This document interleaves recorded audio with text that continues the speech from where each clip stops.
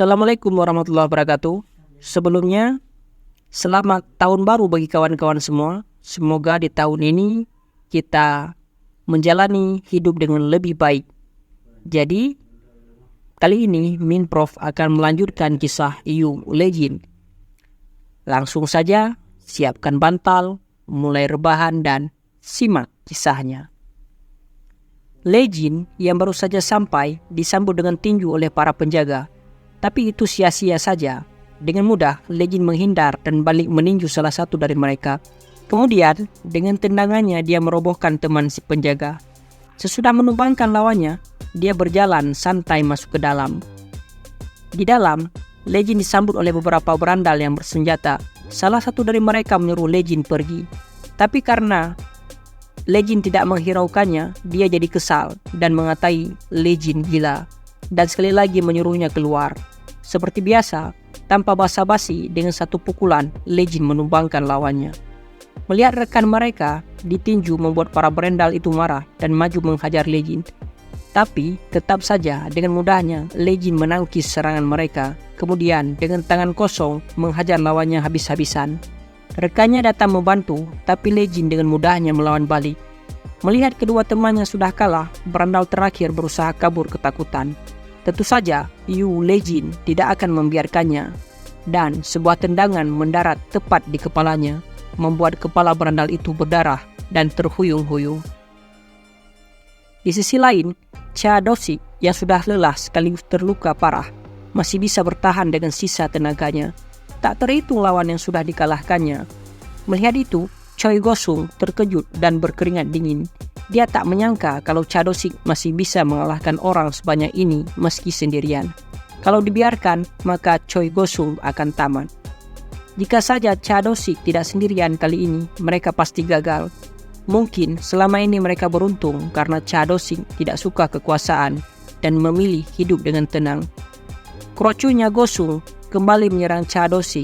Meski bisa menahan salah satunya, Cha Dosi terkena tinju dari lawan lainnya. Namun, dia masih bisa melawan balik. Melihat Cha Dosi sudah kelelahan, Choi Gosung memuji Dosi. Dia berkata kalau Dosi sudah hampir mencapai batasnya. Jika Cha Dosi mau menyerah sekarang, Choi Gosung berjanji akan memperlakukannya dengan baik. Cha Dosi meludah, lalu berkata kalau dia tak akan percaya pada omong kosongnya Choi Gosung. Dia akan bertarung sampai akhir. Melihat kegigihan Cha Dosi, beberapa orang termasuk Gosung takut. Tapi tidak lama kemudian terdengar suara berisik dari luar. Sepertinya para penjaga di luar sedang dibantai oleh seseorang. Saat perhatian mereka semua teralihkan dengan suara-suara itu, Legend dengan santuy berjalan masuk ke ruangan itu. Melihat Legend, Cha Dosi terkejut lalu bertanya untuk apa Legend datang ke sini. Legend berkata kalau dia ke sini ingin mengembalikan motornya Cha Dosi. Dan jawaban itu malah membuat Cha Dosi kebingungan. Pimpinan kelompok Sengso mengira kalau mereka berdua saling kenal. Jadi dia menyuruh anak buahnya sekalian menghabisi Legend. Cha Dosi berusaha memperingati mereka agar tidak menyentuh bocah itu. Tapi pemimpin geng Sengso tidak peduli. Selain karena dia mengenal Cha Dosi, dia juga masuk ke sini seenaknya. Jadi mereka tak bisa melepaskannya begitu saja. Cha Dosi tertawa lalu berkata, omong kosong macam apa itu? Mereka tak bisa melepaskan bocah itu. Mendengar Cha Dosi, pemimpin geng Sengso jadi bingung. Dosi melanjutkan perkataannya. Justru, anak itulah yang tidak akan melepaskan mereka semua. Tak butuh waktu lama, kata-kata Cha Dosi terbukti. Legend dengan mudahnya membantai lawannya satu persatu. Dari mereka maju. Tapi secepat itu juga Legend menjatuhkan mereka. Choi Gosung terkejut melihat itu. Kemudian Dosi berkata kalau dia sudah memperingatkan mereka. Mungkin sudah terlambat untuk memberitahu ini. Tapi Cha Dosi sendiri tidak yakin bisa mengalahkan bocah itu sendirian. Choi Gosung menyuruh bawahannya membunuh Legend. Tapi hasilnya sama saja. Semua yang maju itu ditumbangkan oleh Legend. Tanpa Gosung sadari, Cha Dosi kembali bersemangat dan mulai melawan lagi. Setelah beberapa saat, akhirnya semua selesai. Seluruh kelompok Gosung dan Sengso berhasil dikalahkan. Cha Dosi yang terduduk kelelahan melihat ke arah Legend yang tampak baik-baik saja. Lalu berkata dalam hatinya kalau Lejin sudah seperti monster. Lejin lalu berkata dengan ini utangnya kepada Chadosik sudah lunas. Dengan penasaran, Chadosik bertanya, bagaimana dengan adiknya Lejin? Sambil pergi dari sana, Lejin berkata, berkat Chadosik, dia berhasil menyelamatkan adiknya sebelum terlambat. Di rumah sakit Jeon, anak buah ketua Cha berteriak memanggil ketua begitu tersadar dari pingsan. Dengan perban di kepalanya, dia terengah-engah karena terkejut.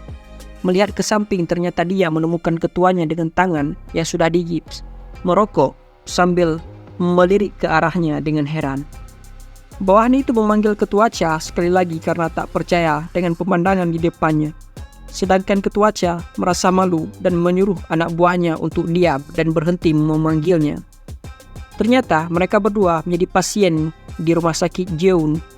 Lalu anak buahnya bertanya, kenapa ketua ada di sampingnya? Ketua Cha dengan malas menjawab, kenapa pula dia bertanya? Tentu saja ketua Cha terluka dan datang ke sini sendiri dengan taksi. Penasaran dengan kelompok Gosung dan Sengsu, bawahannya bertanya apa yang terjadi pada mereka. Karena ketua sudah di sini, apa artinya mereka berhasil mengalahkan ketua Cha? Namun dengan santainya ketua Cha berkata kalau mereka semua sudah dibereskan. Mendengar jawaban ketua Cha, maka anak buahnya membelalak, tidak percaya. Dia bertanya, apa ketuanya sedang berbohong? Kesal karena terus ditanya, ketua Cha meyakinkan bawahannya sambil mengatainya, sialan. Dan juga, jika ketuanya kalah, bagaimana mungkin ketua Cha hanya akan berakhir dengan luka seringan ini? Setelah menjelaskan semua itu, akhirnya anak buahnya percaya padanya. Chadosik memutuskan untuk berbaring, lalu berkata kalau dia mendengar kalau anak buahnya pergi menghadang bocah SMA itu. Anak buahnya kaget dan bertanya, apa maksud ketua itu, bocah SMA yang itu? Ketua Cha mengiyakan anak buahnya. Bawahannya lalu bercerita, kemarin malam saat dia pergi ke markas, dia diserang oleh kelompok Gosung. Kesal dipukul oleh kelompok itu, dia pergi mencari bocah itu. Karena saat itu dia sudah gelap mata, jadinya dia langsung menyerang bocah itu. Tapi bocah itu malah memukulnya dan ingatannya berhenti di sana. Pendengar cerita bawahannya, ketua Cha menimpali, berkata kalau itu salahnya sendiri. Udah tahu dia sudah terluka parah, malah sok ngamuk dan menyerang bocah SMA itu. Makanya bocah itu memukul pingsan dia dan mengirimnya ke rumah sakit. Mendengar ketuanya, anak buah itu merasa sedikit bersalah. Lalu ketua Cha melanjutkan, saat kelompok Gosung dan Sengsu menyerangnya tanpa henti, Chadosik berpikir kalau kali ini dia akan mati. Tapi tiba-tiba bocah itu datang. Dengan mudah dia membereskan semua orang dari kedua kelompok itu dalam sekejap. Setelah itu dia hanya bilang kalau hutangnya sudah lunas dan langsung pergi begitu saja tanpa menoleh ke belakang. Bawahannya yang mendengar ini terlihat kagum dengan bocah itu. Bahkan berkata kalau bocah itu keren sekali. Dan ternyata ketua Cha juga setuju dengan bawahannya. Dia juga berpikir kalau bocah itu keren. Lalu bawahannya bertanya, siapa sebenarnya bocah monster itu? Ketua Cha berkata kalau bocah itu sudah pernah bilang pada mereka, bocah itu hanyalah anak SMA. Itu pun anak SMA yang sangat biasa. Di sekolahnya terlihat Lejin yang sangat serius. Sesuatu terbang ke arahnya dengan kecepatan tinggi dan Lejin berhasil menangkapnya. Terdengar suara peluit. Lalu wasit berkata kalau itu handball. Ternyata Lejin dan teman sekelasnya sedang bermain bola.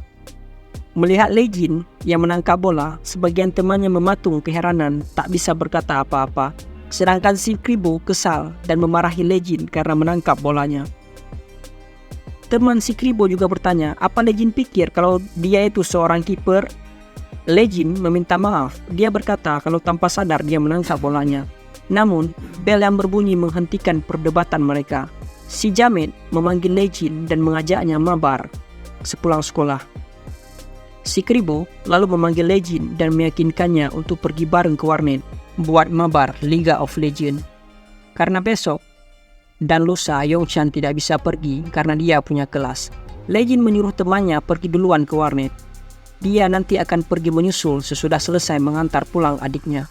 Mendengar Lejin mengantar adiknya lagi, si Kribo bertanya. Tapi Lejin menjelaskan kalau kondisi adiknya sedang tidak baik akhir-akhir ini. Akhirnya mereka sepakat. nanti temannya akan mengamankan tempat untuk Lejin. Di kelas 1-5, Dayun sibuk berpikir tentang apa yang akan dia masak hari ini. Dia berpikir untuk memasak kimchi jjigae hari ini. Tapi itu pedas dan kakaknya tidak bisa makan pedas walau kakaknya suka itu. Dayun lalu berpikir untuk memasak doenjang jjigae saja. Namun perhatiannya teralihkan oleh teriakan teman sekelasnya yang memanggil kakaknya. Dayun melihat ke jendela dan menemukan 4 temannya sedang mengintip kakaknya. Ada yang memuji Lejin ganteng dan heran bagaimana bisa ada orang seganteng itu. Bahkan ada yang membandingkan Lejin dengan kakaknya dan adiknya sendiri. Dayun jadi merasa tidak nyaman melihat reaksi temannya. Lalu seorang temannya datang dan bertanya pada Dayun, apakah kakaknya sudah punya pacar? Meski sempat terkejut, Dayun luluh setelah melihat ekspresi temannya yang mengharap jawaban. Dayun lalu berkata jika kakaknya bilang dia belum punya pacar. Mendengar itu, mereka berdua berteriak kesenangan dan pergi dari sana, meninggalkan Dayun yang tersenyum sendiri. Sepulang sekolah, Dayun berjalan sendiri sibuk dengan pikirannya. Dia kagum dengan kakaknya yang begitu populer. Bahkan, anak-anak di kelas sangat sering membicarakan kakaknya. Dan juga Kak Yuna sudah 2 kali menanyakan tentang pacar kakaknya. Dayun jadi bertanya-tanya kenapa kakaknya tidak punya pacar. Apa tidak ada cewek yang sesuai dengan tipenya? Tapi sepertinya sudah banyak yang menyatakan cinta padanya. Tiba-tiba terdengar suara teman Lejin yang memberitahu kalau adiknya sudah sampai. Ternyata tanpa sadar, Dayun sudah sampai di gerbang sekolah. Lejin bersama dengan Yongshan, si Jamin, dan si Kribo berdiri di depan gerbang, melihat ada teman kakaknya. Lejin membungkuk dan menyapa mereka. Dan muka si Kribo terlihat memerah dan dia balik menyapa Dayun dengan canggung. Lalu mereka bertiga pamit pergi duluan dan menyuruh Lejin untuk segera mengantar adiknya, lalu menyusul mereka. Mendengar teman kakaknya, Dayun bertanya apakah kakak punya janji dengan teman-temannya. Lejin mengiyakan Dayun dan berkata kalau dia akan pulang terlebih dulu, lalu pergi bersama temannya. Dayun merasa kalau kakaknya tidak langsung pergi karena dirinya, lalu bertanya apa gara-gara dia? Kakaknya tidak pergi bersamanya. Lejin membantahnya, mengatakan kalau dia ketinggalan sesuatu di rumah dan ingin mengambilnya. Dayun lalu berkata kalau dia baik-baik saja. Lagi pula ini masih siang. Namun Lejin berusaha meyakinkan adiknya kalau dia benar-benar ketinggalan sesuatu di rumah. Dayun lalu berkata kalau lain kali kakaknya tak usah repot-repot begitu. Bahkan Dayun sudah menolak tawaran pengawal dari Kak Yuna. Dayun merasa jika dia tidak bisa hidup normal kalau terlalu dijaga begitu. Lejin diam sesaat, lalu berkata kalau dia sudah mengerti. Tapi Lejin melanjutkan kalau terkadang mereka harus pulang bersama. Dayun merasa kesal, lalu mengatakan kalau kakaknya terlalu khawatir. Namun, Lejin bilang kalau dia bukan hanya khawatir, tapi memang dia ingin pulang bersama Dayun. Dan akhirnya Dayun setuju dengan kakaknya. Tapi, perhatian Lejin teralihkan oleh seseorang yang mirip dengan Yuna. Dan dia berusaha menghentikan Lejin. Wanita itu lalu menyapa Lejin, tapi Lejin memberi tatapan dingin ke wanita itu. Dayun yang juga di situ bertanya-tanya, siapa wanita di depannya? Lalu wanita itu berkata, sepertinya Dayun adalah anak itu, anak yang terseret masalah gara-gara Yuna. Dayun yang bingung bertanya, siapa wanita itu? Wanita itu menjawab kalau dia adalah kakak sepupu Yuna. Dan dia datang untuk berterima kasih karena Lejin sudah menyelamatkan Yuna. Jadi dia ingin mengajak Lejin dan Dayun untuk makan malam bersama. Apa mereka punya waktu sebentar? Namun, Lejin terang-terangan menolak permintaan kakaknya Yuna. Berkata, jika mereka tidak punya waktu untuk hal itu. Lagi pula, mereka sudah menerima ucapan terima kasih dari Yuna. Dan kakaknya Yuna tak perlu mengatakannya lagi. Mendengar jawaban Lejin, kakaknya Yuna terkejut, lalu berkata kalau dia punya sesuatu untuk ditawarkan pada Lejin. Tak ada salahnya Lejin mendengarnya sebentar. Lejin menjawab singkat kalau dia tidak tertarik, lalu pergi begitu saja. Dayun membungkuk ke kakaknya Yuna, lalu pergi mengikuti kakaknya dari belakang, meninggalkan kakaknya Yuna yang kesal dengan sikap Lejin. Ajudannya bertanya apa perlu untuk membawa Lejin dengan paksa, tapi kakaknya Yuna berkata untuk membiarkannya saja. Di dalam hatinya dia kesal setengah mati. Bocah itu terang-terangan menunjukkan rasa tidak suka di depannya. Di warnet, Yongshan yang baru saja sampai bersama dengan si Jamet dan si Kribo langsung menghidupkan PC. Namun, Yongshan ingin pamit ke toilet sebentar. Si Jamet membiarkannya dan berkata jika mereka akan pemanasan dulu, sedangkan si Kribo sudah mengikat rambutnya dan meyakinkan dirinya kalau dia harus naik tank hari ini. Yongshan yang sedang pergi ke toilet berpapasan dengan murid dari sekolah lain, dan dia dengan sengaja menabrak bahu Yongshan, lalu memaki Yongshan dan berkata, "Apa Yongshan tak punya mata?" Ketakutan, Yongshan meminta maaf, tapi murid brengsek yang sudah kesal itu mengangkat tangannya ingin menampar Yongshan dan berkata kalau minta maaf saja tidak cukup karena Yongshan sudah menabrak bahunya. Namun dari belakang, si Kribo datang dengan wajah yang kesal. Dia menggertak giginya. Yongshan lalu memanggil namanya, Jaehyung. Jaehyung lalu berkata, murid itu hanya tertabrak sedikit saja. Kenapa dia berisik sekali? Jaehyung lalu meludah permennya dan bertanya pada murid itu, apa dia pikir kalau mereka ini pengecut? Merasa terintimidasi dengan Jaehyung atau yang bisa kita kenal dengan si Jamet, murid itu tidak bisa berkata apa-apa. Maka berakhirlah kisah You Legend pada hari ini. Min Prof pamit undur diri. Assalamualaikum warahmatullahi wabarakatuh.